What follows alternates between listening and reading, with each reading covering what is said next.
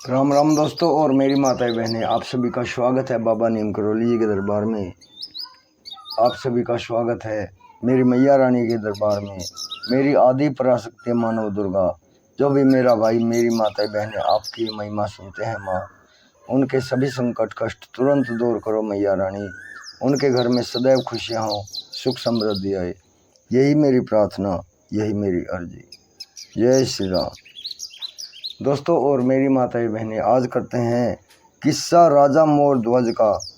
जब श्री कृष्ण जी मोर ध्वज की परीक्षा लेते हैं और उनके द्वारा अपने पुत्र ताम्र ध्वज पर आरा चलवाने के लिए कहते हैं, अपने शेर की भूख मिटाने के लिए, और राजा मोर ध्वज अपने पुत्र पर आरा चलाते हैं आँखों पर पट्टी बांधकर, और उनकी पत्नी भी साथ में होती है। ये पूरा वृतांत, पूरा किस्सा सुने, प्रभु श्री राम जी हनुमान जी आपके हर संकट कष्ट दूर कर दें, यही मेरी प्रार्थना। जय श्री कृष्ण। पूरा किस्सा सुने। श्री कृष्ण ने मोर ध्वज के पुत्र ताम्र ध्वज को पुनर्जीवित किया। जय श्री कृष्ण। एक बार अर्जुन को यह गर्व हो गया कि उससे बड़ा भक्त श्री कृष्ण का और कोई भी नहीं है। अर्जुन के अभिमान को कम करने के लिए भगवान कृष्ण ने एक लीला रची। श्री कृष्ण जी अर्जुन को साथ लेकर राजा मोर ध्वज के पास गए। दोनों साधुओं के वेश में थे। श्री कृष्ण ने अपनी शक्ति से एक कृत्रिम शेर बनाया और उसे अपने साथ ले लिया।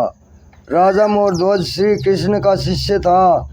राजा मोर ध्वज को अपने पुत्र ताम्र ध्वज का राज्याभिषेक करना था, अर्थात उसे अपना उत्तराधिकारी बनाना था। उस अवसर पर उसने ताम्र ध्वज के सम्मान में एक धार्मिक यज्ञ का आयोजन किया था। श्री कृष्ण के साधु वेश में होने के कारण राजा मोर ध्वज और उनके परिवार के सदस्य श्री कृष्ण को पहचान नहीं पाए। जब राजा मोर ध्वज ने दोनों साधुओं से भोजन करने का अनुरोध किया तो श्री कृष्ण ने कहा, पहले मेरे शेर को खाना खिलाओ, यह मानव का मांस खाता है, और ख़ास बात यह है कि आज जो कोई भी शेर का भोजन बनेगा वह स्वर्ग प्राप्त करेगा। यह एक संत का वचन है, लेकिन किसी यात्री या मजदूर को मत पकड़ लाना। आज यह शेर आपके परिवार के एक सदस्य का ही मांस खाएगा। इस पर राजा मोर ध्वज ने अपनी रानी और बेटे से कहा कि माँ को अपने बेटे की देखभाल करनी चाहिए, क्योंकि बेटा अब बड़ा हो गया है और राज्य के लिए काफ़ी सक्षम है। मैं साधु के शेर का भोजन बनूंगा। रानी ने कहा, मैं एक सच्ची पत्नी हूँ। अगर शादीशुदा स्त्री से पहले पति की मृत्यु हो जाती है तो पत्नी का जीवन नरक बन जाता है। ताम्र ध्वज युवा है और उसे शासन करने का कोई अनुभव नहीं है। एक पत्नी के रूप में मैंने सिंहासन का उत्तराधिकारी प्रदान करके अपने दायित्व को पूरा कर लिया है। राजा के रूप में आपका अनुभव ताम्र ध्वज के लिए मार्गदर्शन का काम करेगा और आपके मार्गदर्शन में वह ठीक से शासन करेगा। इसलिए साधु के शेर का भोजन मैं बनूंगी। ताम्र ध्वज ने कहा, मैंने अपनी माता और अपने पिता की सेवा नहीं की है। अगर आप में से कोई भी मर जाएगा तो बेटे के रूप में अपना दायित्व पूरा नहीं कर पाने के कारण मैं पाप का भागी बनूंगा। इसलिए आपके जीवन की रक्षा करके और बेटे के रूप में अपना ऋण पूरा करके खुश होकर मैं ईश्वर के दरबार में जाऊंगा। अंत में श्री कृष्ण ने अंतिम फैसला सुनाया कि आप दोनों पति पत्नी अपने बेटे ताम्र ध्वज को लकड़ी काटने वाले आरे से बीच से चीर दो। शरीर के बाएं हिस्से को फेंक देना और शेर दायां भाग खाएगा, क्योंकि बायां भाग पवित्र नहीं है। उसी क्षण राजा और रानी ने लकड़ी को चीरने के लिए इस्तेमाल किए जाने वाले आरे को मंगवाया। दोनों ने ताम्र ध्वज को काटना शुरू कर दिया।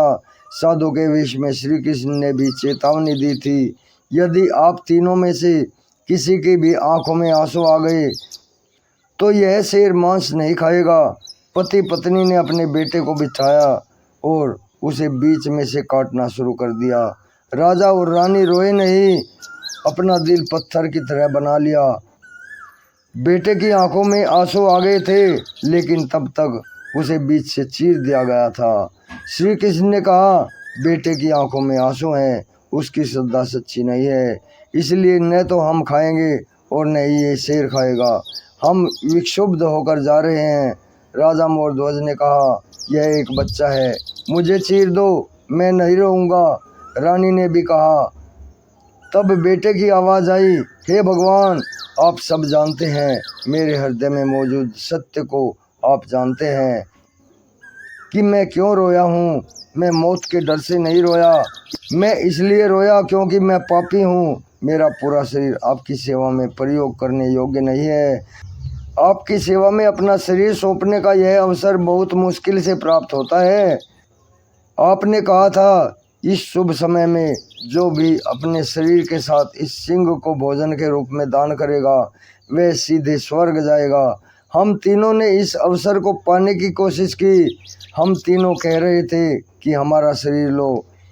इसी बीच आपने फैसला किया कि शेर ताम्रध्वज का मांस खाएगा। इस तरह से उसकी बारी आई थी। लेकिन मुझे इस बात का दुख है कि बड़ी मुश्किल से मुझे अपनी सेवा का अवसर मिला, लेकिन फिर भी मेरा केवल आधा शरीर ही आपकी सेवा में उपयोग आ सका। मुझे केवल आधा लाभ ही मिलेगा।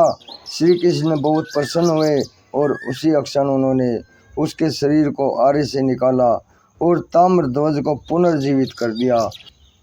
उन्होंने तीनों को स्वर्ग प्राप्ति का आशीर्वाद दिया। यह नज़ारा देखकर अर्जुन को बहुत शर्म आई और उसने कहा, हे भगवान, मुझे लगा था कि मेरी तुलना में कोई भी आपका समर्पित सेवक नहीं है, लेकिन इनके बलिदान के आगे तो मैं कहीं भी नहीं ठहरता। दोस्तों और मेरी माताएं बहनें आगे भी शेयर करें। राजा मोरध्वज, श्री कृष्ण द्वारा राजा मोरध्वज की परीक्षा।